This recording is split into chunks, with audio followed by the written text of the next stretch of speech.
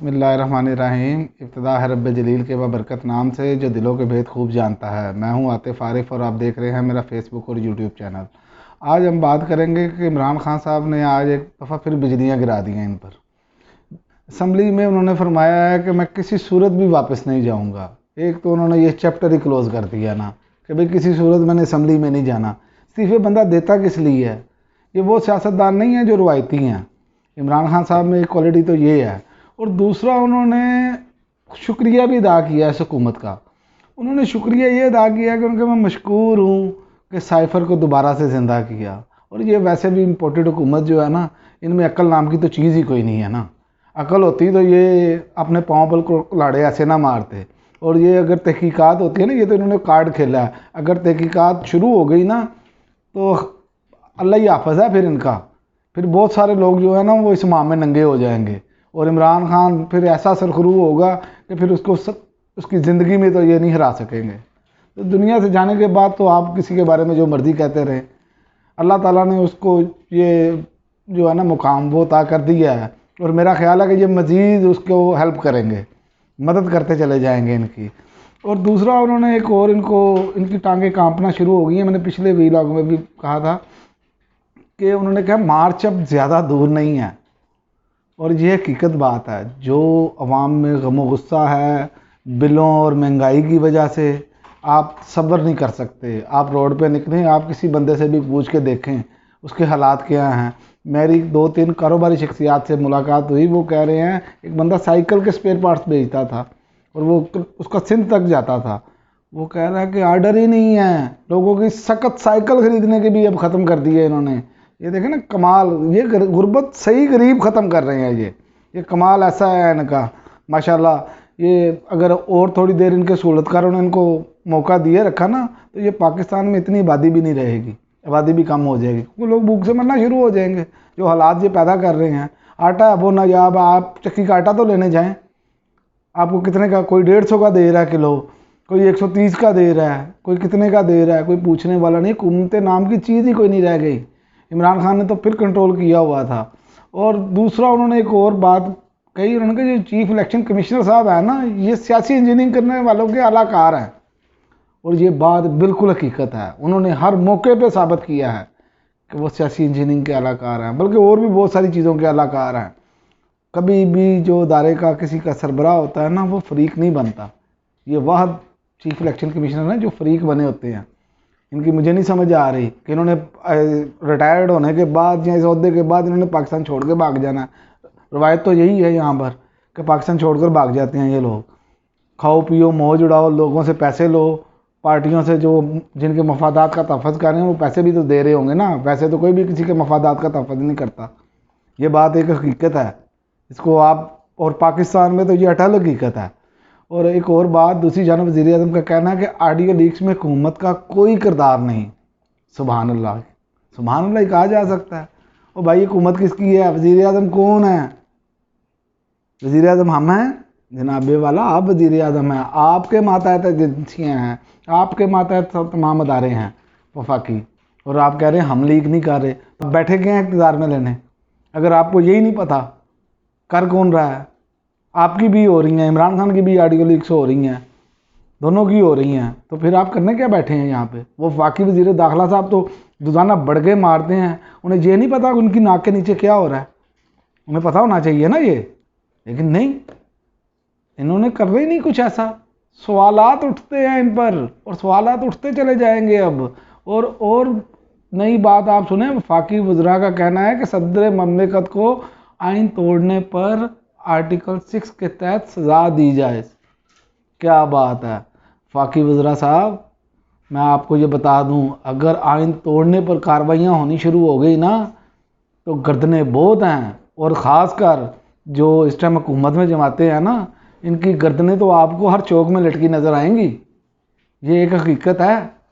आप ज़रा पाकिस्तान बनने से लेके अब तक ये आइन तोड़ने के वाक़यात जो है ना, ये भी आइन ही तोड़ना है कि जो आपने इश्तिहारी लाकर मुसल्लत कर दिया और उनकी सज़ाएँ माफ़ कर दी, ये आइन की खिलाफ वर्जी है। आइन बराबर के हकूक़ देता है गरीब और अमीर को। आपकी गर्दनें जो है ना वो चौराहों में लटकी नज़र आएंगी अगर ये कार्रवाइयाँ शुरू हो गई तो। ये बढ़ के मारनी छोड़ दें आप। अब वो दौर नहीं रहा कि आप हल्की सी भड़क मारेंगे और लोग कहेंगे शेर शेर। अब वो शेर नहीं, अब शेर को बल्ले लगते हैं। अब ये सूरत हाल बन गई है आपकी। अवाम में कभी जाकर देखें। और सागडार साहब का तो फरमाना ही क्या है, कमाल ही कर दिया उन्होंने कहा अभी डंडा नहीं चलाया तो मार्केट ने डॉलर के रेट खुद ठीक कर लिए। ये आज हमारे वज़ीर ख़जाना साहब फरमा रहे हैं। वज़ीर ख़जाना साहब 4 माह पहले भी हुकूमत आप ही की थी, इसका मतलब है नालायक है, आप ही अकेले लायक हैं। ये तो आपने खुद ही बता दिया कि ये सारे नालायक बैठे थे और आप एक लायक आए तो डॉलर को मसनूई तौर पर ऊपर रखा गया था। ये आप क्यों नहीं लोगों को बताते? ये आपने लोगों का चूमन निकाला, आपको लाने के लिए ये सब कुछ किया गया। आप कहने का आपने जादू की छड़ी चला दी। आप तो एक अकाउंटेंट हैं, मैशतदान हैं आप। शर्म नहीं आती बात करते हुए, गरीबों का मजाक उड़ा रहे हैं आप। ये मजाक ही उड़ाने का मतलब तरादफ है ना कि डॉलर का रेट कहाँ ले जाते हैं। जो हम बहुत सारी चीज़ें हमारे बाहर से इंपोर्ट होती हैं, दालें इंपोर्ट होती हैं, चाय की पत्ती है जो हर बंदा नाश्ता में चाय पीता है, तो डॉलर का रेट ऊपर जाता है, पत्ती का रेट भी तो ऊपर जाता है ना। ये लोगों को आपने बड़ा गर्क कर दिया लोगों का, और बातें आप ऐसे करते हैं जैसे आपने बड़ा तीर मारा है। तीर आपकी हुकूमत को तो देखें आवाम करती क्या उनके साथ। और दूसरा, सदर ममलिकत ने फरमाया कि ये इंतखाबात का साल है, एक और बिजली गिर पड़ी रिपोर्टेड हुकूमत पर। जाहिर है सदर ममलिकत हैं, वो किसी बात पे बेस कर रहे हैं, उनको भी नज़र आ रहा है कि इस मुल्क में क्या हो रहा है और क्या होने जा रहा है आगे। इमरान खान का मार्च आना ये सबको पता है कि होना क्या है। अगर मार्च निकला ना तो मार्च ऐसा होगा कि वज़ीर दाखिला साहब कह रहे हैं ना ड्रोन के ज़रिए, और इनके हवारी कह रहे हैं हम ड्रोन के ज़रिए बाहर से लोग निकलेंगे तो हम ड्रोन के ज़रिए शेल फेंकेंगे।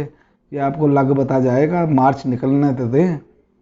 आपकी हालत जो है ना वो आपको पाकिस्तान से भागना पड़ जाए ना, जो अवाम की इस टाइम गुस्से की हालत है, ये हकीकत बात है। और दूसरा, सदर ममलिकत ने एक और बात फरमाई कि उन्होंने कहा साइबर पावर में छोटे छोटे ममालिक पाकिस्तान से आगे हैं। चलें शुक्र है, किसी हुकूमत के बड़े को ये ख्याल तो आया छोटे छोटे ममालिक क्यों आगे हैं, क्योंकि वहाँ पर जो ममालिक आगे हैं ना आज हमसे, वहाँ पर ऐसे नहीं होता कि एजेंटों को लाकर बिठा दिया जाए, बाहर के लोगों की वजह से जो है वो हुकूमतें तब्दील कर दी जाएं। ऐसे नहीं होता, अवाम की मर्ज़ी से हुकूमतें तब्दील होती हैं हर जगह पर। यहाँ ये वाहिद पाकिस्तान मुल्क है जिसमें अवाम को पता ही नहीं है, जिनको वोट ज़्यादा पड़े हुए हैं वो असम्बली से बाहर बैठे हैं और फरमा रहे हैं जी कि हम जो है हमने ये कर दिया और हम पार्लियामेंट। और मुझे नहीं समझ आ रही कि बात सारे लोग ये कह रहे हैं, मशवरे दे रहे हैं कि पार्लियामेंट में इमरान खान जाए। इमरान खान अवाम के पास जाए। जमहूरियत का तकाजा ये बनता है कि जब आपको बाहर निकाल दिया जाए तो आप अवाम के पास जाते हैं, और जमहूरी हिसाब से ये बेहतरीन फैसला है, इसे कोई दुनिया की ताकत चैलेंज नहीं कर सकती। बाकी अदलिया का अपनी जगह पे एहतराम, वो मशवरा दे रहे हैं, अपना स्पीकर का जो है वो इख्तियार है कि वो इस्तीफ़े कैसे उसने कबूल करने हैं। वैसे तो आपकी इतला के लिए अर्ज है कि डिप्टी स्पीकर सारे इस्तीफ़े मंजूर कर गए थे। ये नहीं है कि जिसके पास लाठी है उसी की भैंस है, ये तो अब ये चल रहा है। और बाकी रही बात, अगर आप कहते हैं कि आप मुदाखलत नहीं कर सकते तो बड़े हाथ बांध कर इल्तिजा की जा सकती है मौजूद अदालतों से भी कि जनाब 2 स्पीकरों पर तो आपने उस वक्त भी तो आपने मुदाखलत की ना, तो ये तो मुल्क की बेहतरी के लिए है और आपको मुदाखलत करनी चाहिए। क्या ये जो नैब कवानीन है ये क्या बुनियादी हकूक़ की खिलाफ वर्जी नहीं है कि जिन लोगों पे इतने इतने बड़े केसेस से आज आप उनको हार्ड पहना कर और वो सारा कुछ आपने उनको ओहदों पर बिठा दिया है। सागडार साहब 3 साल तक तो इश्तिहारी ने अदालतें ढूंढ रही थी, आज अदालतों ने वो 3 साल का पूछा ही नहीं कि भाई आपके दिल बंद था, आपका फलां चीज़ बंद थी। ये आते हैं इक़्तिदार में, जब आकर बैठते हैं तो हट्टे कट्टे हो जाते हैं। और दूसरा, सदर ममलिकत ने फरमाया कि जी फेक न्यूज़ से दुनिया परेशान है। सदर ममलिकत साहब, ये आप मीडिया चैनल से पूछें कि फेक न्यूज़ क्यों चलाते हैं। सबसे ज़्यादा एक मीडिया ग्रुप जो बहुत लाडला है वो चलाता है फेक न्यूज़, और बाद में फिर माफिया भी मांगते हैं, टिक्कर भी चलाते हैं कि जी ये हम माजरत करते हैं इस पर। पहले तस्दीक क्यों नहीं करते? हमारा इस्लाम तो यही कहता है कि पहले तस्दीक करें, जो खबर आप तक पहुँचे उसकी तस्दीक करें, लेकिन यहाँ पर रिवाज ही ख़त्म हो गया है। और इमरान खान साहब ने एक और खुशखबरी सुनाई है, आखिर में मैं आपको बताता चलूँ, वो है जरदारी साहब के लिए। अल्लाह ताला उनको सेहत अता फरमाए। वैसे ये बीमार तो वैसे उस वक्त होते हैं जब कोई मुश्किल आने वाली होती है, लेकिन अगर वो हकीकी बीमार हैं, सियासी बीमार नहीं है, तो अल्लाह ताला उनको सेहत अता फरमाए। इमरान खान ने कहा है कि सबसे बड़ा इंकलाब जो है ना वो सिंध में आएगा। और ये आप सोच लें, अगर सिंध में सबसे बड़ा इंकलाब आता है ना, तो फिर आप समझें कि आप फारिग हैं। आप तमाम जमातें अपना बोरिया बिस्तरा गोल समझें, और वो गोल हो चुका है। और इंशाअल्लाह ताला अब यहाँ पर उनकी हुकूमत होगी जिसको अवाम चाहेगी। अवाम फैसले करेगी इस मुल्क के, अवाम सब कुछ करेगी। ये अब ये बाहर से फैसले मुसल्लत नहीं होंगे, अवाम अपना हक़ राय दही इस्तेमाल करेगी। और इंशाअल्लाह ताला आप देखेंगे कि ये मुल्क बेहतरी की तरफ जाएगा, अगर इम्पोर्टेड जोकरों ने कुछ छोड़ दिया तो। क्योंकि नज़र नहीं आ रहा, ये जैसे दो दो हाथों से लपेटते हैं ना, ये जब हुकूमत से बाहर जाते हैं ना, फिर इनके केसेस सामने आते हैं कि ये तो ये कर गए, ये तो ये कर गए। बाद में पता चलता है जी नहा धो के कवानीन बदले और वापस आके बैठ गए। अब तक के लिए इतना ही, इजाज़त दीजिए। अल्लाह हाफ़िज़। पाकिस्तान जिंदाबाद।